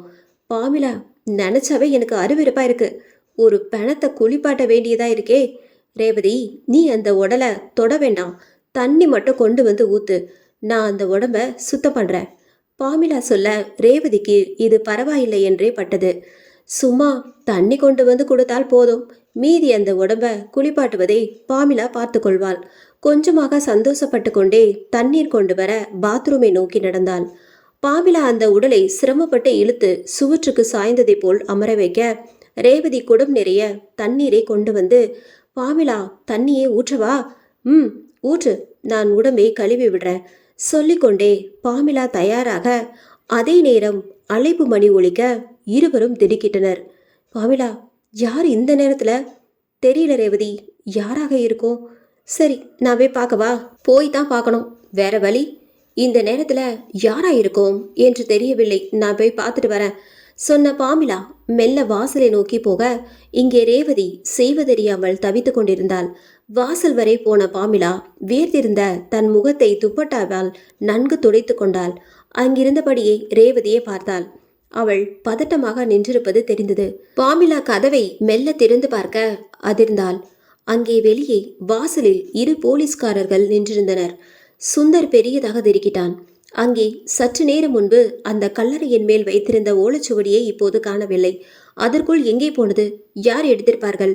சுந்தர் பள்ளம் தோண்டிய இடத்திலிருந்து ரொம்ப தூரத்தில் இருக்கவில்லை. அந்த கல்லறை பக்கத்தில், சொல்லப்போனால் ஒரு 10 அடி பக்கத்தில்தான் இருந்தது அந்த கல்லறை. அந்த கல்லறையின் மேல் வைத்திருந்த ஓலைச்சுவடி இப்போது காணவில்லை. அங்கே வைத்ததுதான் ஞாபகம். பின்பு அதை மறைந்தே விட்டிருந்தான். ரத்னாவும் அதை கவனிக்கவில்லை. யாரோ எடுத்திருக்கிறார்கள். யார் அது? சற்று நேரம் முன்பு ஒரு கல்லறையின் அருகே யாரோ ஏதோ ஒரு உருவம் பார்த்ததாக ரத்னா சொன்னாலே, இது அந்த உருவத்தோட வேலையாக இருக்குமோ? ரத்னா சொல்லும் போதே தான் கொஞ்சம் உஷாராக இருந்திருக்க வேண்டும். பிணத்தை தோண்டி எடுக்க வேண்டும் என்கிற ஆர்வத்தில் ஏனோ தானோ என்று தேடியதன் விளைவு இப்போது அந்த விலை மதிக்க முடியாத ஓலைச்சுவடியை இழந்துவிட்டு ஏமாற்றத்தோடு இப்படி தவிக்க வேண்டியதாகிவிட்டது. இப்போது நொந்து என்ன பயன்? ரத்னா, இப்போ என்ன பண்றது? சுந்தர், என்ன இப்படி ஆயிடுச்சு? நான் கொஞ்சம் கூட நினைச்சே பார்க்கல இப்படி நடக்கும்னு. கைக்கு கிடைச்ச ஒரு அருமையான வாய்ப்பை நழுவ விட்டுட்டோமே. இனி இப்படி ஒரு வாய்ப்பு கிடைக்குமா? சுந்தர், நீங்க அந்த ஓலைச்சுவடியை படிச்சிருக்கீங்க தானே? உங்களுக்கு அந்த மந்திரம் நினைவிருக்கா? ஒரு வாட்டி படிச்சிருக்கேன் ரத்னா. அந்த மந்திரம் 6 ஓலையில் வருது. என்ன அவ்வளோ பெரிய மந்திரமா? மந்திரம் சிறுசுதான். ஒரு ஓலையில் 4 வரி தான் இருந்தது. மொத்தம் 6 ஓலையில் வருது. சரி சுந்தர், இப்போ அந்த மந்திரம் நினைவில்லையா? இல்லை ரத்னா, அந்த மந்திரம் இப்போ கொஞ்சம் கூட நினைவில் இல்லை. எல்லாம் பழங்காலத்து வார்த்தைகள், சுத்தமா நினைவில் இல்லை. இப்போ என்ன பண்றது தெரியல ரத்னா. அந்த ஓலைச்சுவடி மட்டும் இப்போ இருந்திருந்தா இந்த பிணத்தை உயிரோட இல வச்சிருக்கலாம். பட்ட கஷ்டமெல்லாம் வீணாக போய்விட்டது என்று சொல்லி கொண்டிருந்த சுந்தர் திடீரென்று முகம் மாறினான். ரத்னா அவனை புரியாமல் பார்க்க, இவ்வளோ நேரம் கலவரமாகவும் கவலையோடும் இருந்த சுந்தர் என்ன நினைத்தானோ தெரியவில்லை, சிரித்தான். சுந்தர், என்னாச்சு? ஏன் சிரிக்கிறீங்க? இந்த கவலையும் எப்படி உங்களுக்கு சிரிப்பு வருது? ரத்னா, ஒரு சந்தோஷமான செய்தி. இப்படி ஏதாவது ஆகிவிடும் என்றுதான் அந்த ஓலைச்சுவடியை ஃபோனில் ஃபோட்டோ பிடிச்சு வச்சிருக்கேன். சுந்தர் சந்தோஷமாக சொல்ல ரத்னா துள்ளி குதித்தாள். என்ன சொல்றீங்க? ஆமா ரத்னா, இப்படி ஏதாவது தொலைந்து விடும் என்று தானோ என்னவோ அதை ஃபோட்டோ பிடித்து வைத்திருக்கிறேன். எடுங்க சுந்தர், எடுத்து படிங்க. இப்பதான் எனக்கு சந்தோஷமாக இருக்கு, எடுத்து படிங்க. ரத்னா குதூகலமாக சொல்ல சுந்தர் தன் செல்போனை வெளியே எடுத்தான். அத்தியாயம் 6. இரவு மழை விட்டு சில்லென்று காற்று வீசிக்கொண்டிருந்தது. தாமரை உள்ளுக்குள் மகிழ்ந்தாள். அதே நேரம் அந்த உருவம் தான் மறைத்து வைத்திருந்த கத்தியை தொட்டு பார்த்து கொண்டது. அந்த உருவம் இப்போது தாமரையின் அருகில் வர தாமரை நின்றாள். இருட்டில் அந்த உருவத்தின் முகம் சரியாக தெரியவில்லை. அந்த உருவம் அருகில் வர வர அதன் முகமும் கொஞ்சம் கொஞ்சமாக தெரிய ஆரம்பித்தது. இதுவரை பார்த்திராத முகம். இதே கிராமம் என்றால் பார்த்திருப்பாளே. யார் இவன்? புதுமுகமா இருக்கிறானே. நின்றிருந்த தாமரை அறிமுகம் இல்லாத முகம் என்பதால் அவனிடம் எதுவும் பேசாமல் தன் கிராமத்தை நோக்கி நடக்கத் தொடங்கினாள். இன்னும் சில நிமிடங்கள் தொடர்ந்து நடந்தால்தான் கிராமமே வரும். பின்புறம் அறிமுகம் இல்லாத இவன் தாமரைக்கு லேசாக பயம் எட்டி பார்த்தது. அவள் உடம்பில் குளிர் மறந்து வியர்க்க தொடங்கியது. நடையில் வேகத்தை கூட்டி நடக்க தொடங்க, தாமரை குரல் கேட்டு திடுக்கிட்டு நின்றாள். என்ன இவன்? தன் பெயர் சொல்லி அழைக்கிறானே, யார் இவன்? தாமரை நின்று அவனை திரும்பி பார்த்தாள். என்ன தாமரை அப்படி பார்க்குற? என்ன தெரியலையா? தெரியல. யார் நீங்க? என்னோட பெயர் உங்களுக்கு எப்படி தெரியும்? உன் பேர் என்ன? உன் ஜாதகமே எனக்கு தெரியும். எப்படி? என்னோட பெயர் உங்களுக்கு எப்படி தெரியும்? அவன் சிரித்தான். உன்னை கொல்ல போற யமனே நான் தான். அவன் சொல்ல தாமரை அதிர்ந்தாள். ஆமா தாமரை, உன்னை கொல்ல வந்த யமன். சொன்ன அந்த உருவம் தான் மறைத்து வைத்திருந்த அந்த கத்தியை வெளியே எடுத்தது. அந்த கத்தியை பார்த்து தாமரை பலமாக அதிர்ந்தாள். யார் நீ? என்னையே எதுக்காக கொல்ல போற? தாமரை, உன்னை கொல்ல என்ன காரணம் என்று சொல்ல வேண்டுமா? அந்த உருவம் கேட்டுவிட்டு அவளை பார்க்க, அவன் என்ன சொல்ல போகிறானோ என்று தாமரை ஆவலாக பார்த்தாள் அந்த உருவத்தை. கதவை திறந்து பாமிலா வாசலில் 2 போலீஸ்காரர்கள் நின்றிருப்பதை பார்த்து பெரியதாக திடுக்கிட்டாள். இருந்தாலும் சுதாரித்து கொண்டு, என்ன சார், என்ன விஷயம்? ஏன் இந்த நேரத்துக்கு வந்திருக்கீங்க? மேடம், தொந்தரவுக்கு மன்னிக்கணும். கொஞ்ச நேரம் முன்னாடி எங்களுக்கு மர்ம ஃபோன் ஒன்று வந்தது. இந்த தெருவில் ஒரு இளம் வயது பெண் ஒருத்தி இறந்து கிடப்பதாக மட்டும் சொல்லிட்டு ஃபோனை கட் பண்ணிட்டாங்க. அதான் வந்து பார்த்தா அப்படி யாரும் இங்கே இல்லை சார். அது ராங் காலாக இருக்கும். சில பேர் இப்படி தான் சொல்லிக்கிட்டு திரிகிறாங்க. அங்கே வெடிகுண்டு இருக்குது, இங்கே வெடிகுண்டு இருக்குன்னு பொருளையை கிளப்புறதே சில பேரோட வேலை. இப்போ பணம் இருக்குன்னு கூட ஃபோன் பண்ணி சொல்ல தொடங்கிட்டாங்களா? சரியான சைக்கோவாக இருப்பாங்க போல.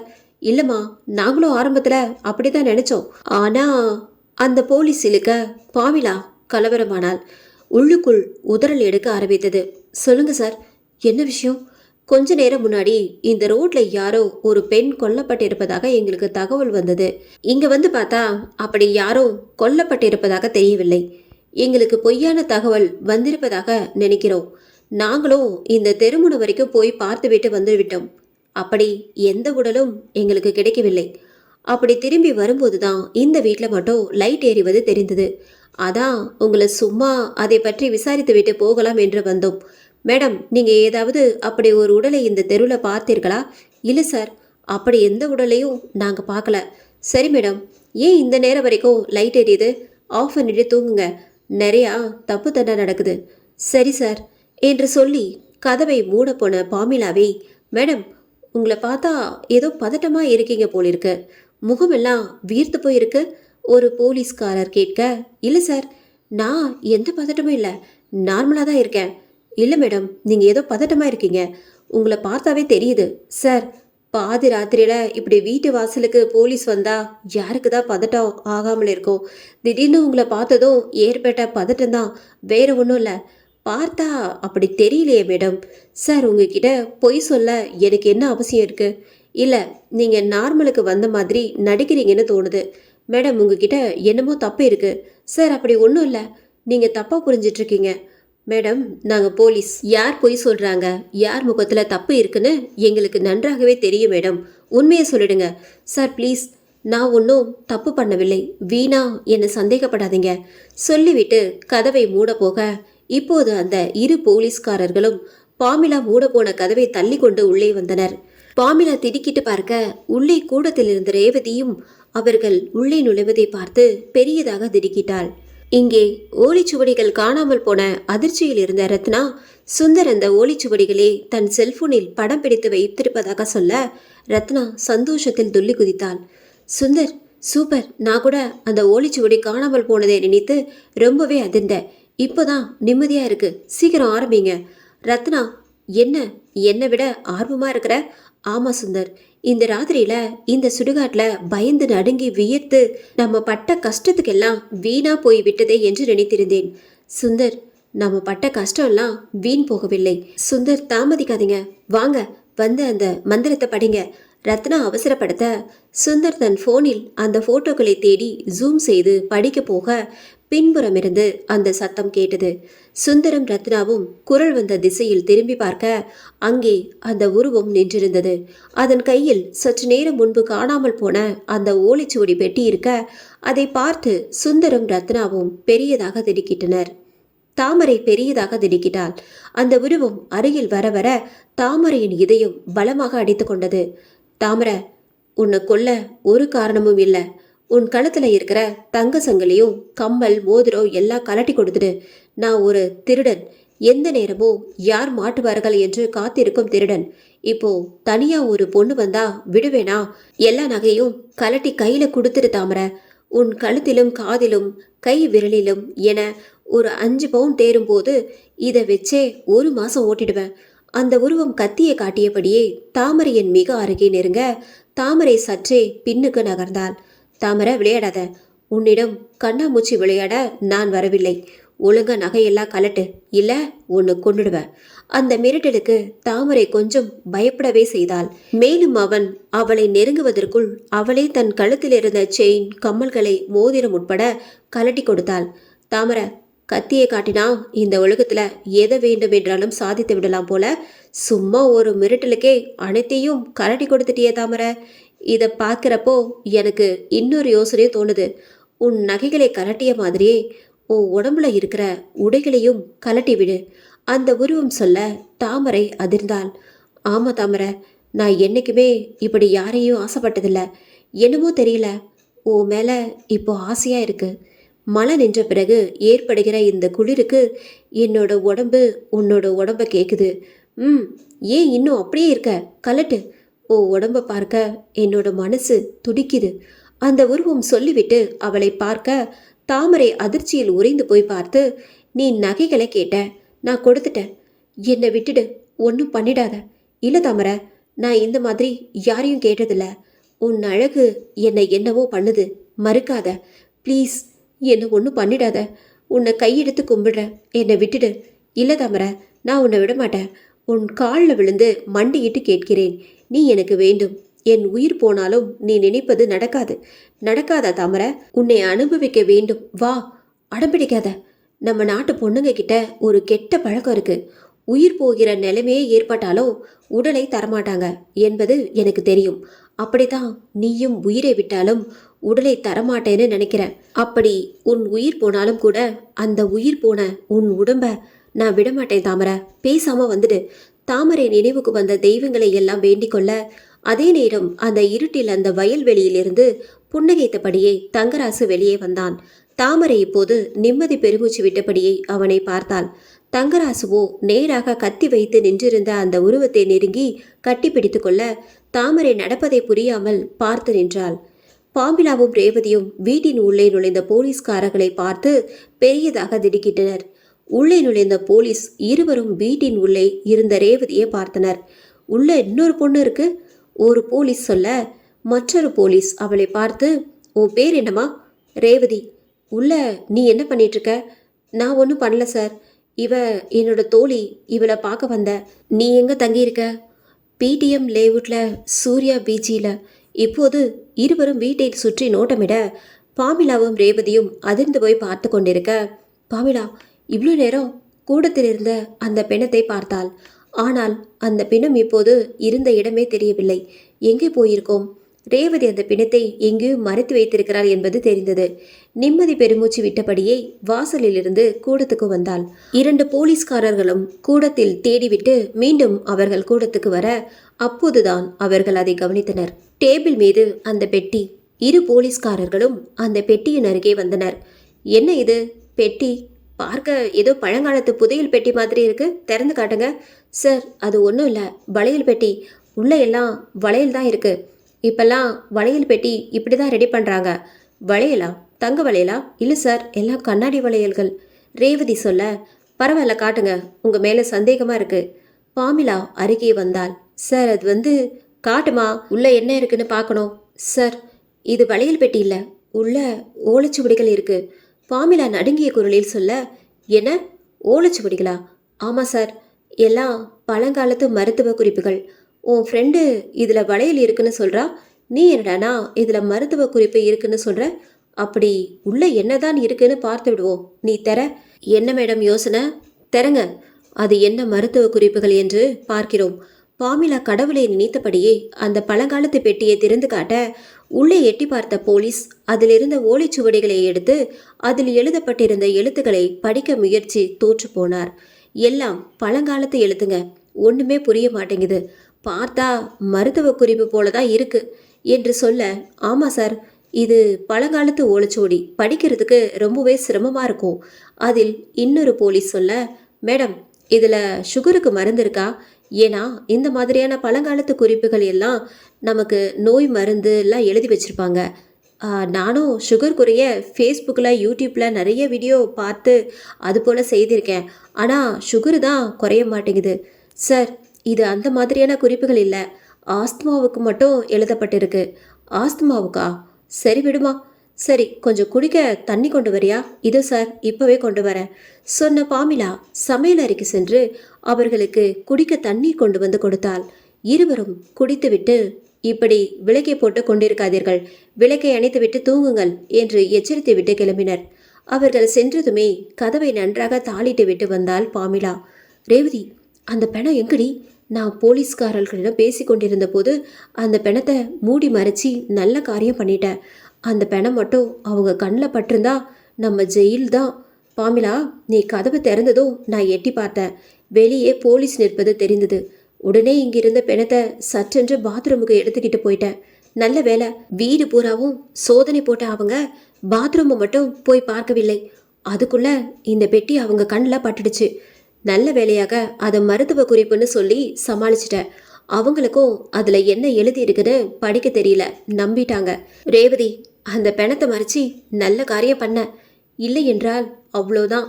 பாமிலா ரேவதியை பாராட்டி விட்டு, சரி அந்த பிணத்தை வெளியே இழுத்துக்கிட்டு வா, அதை குளிப்பாட்டிட்டு ஓலைச்சுவடியில் இருக்கிற மந்திரத்தை சொல்லி அவளுக்கு உயிர் கொடுக்க முயற்சி பண்ணுவோம்.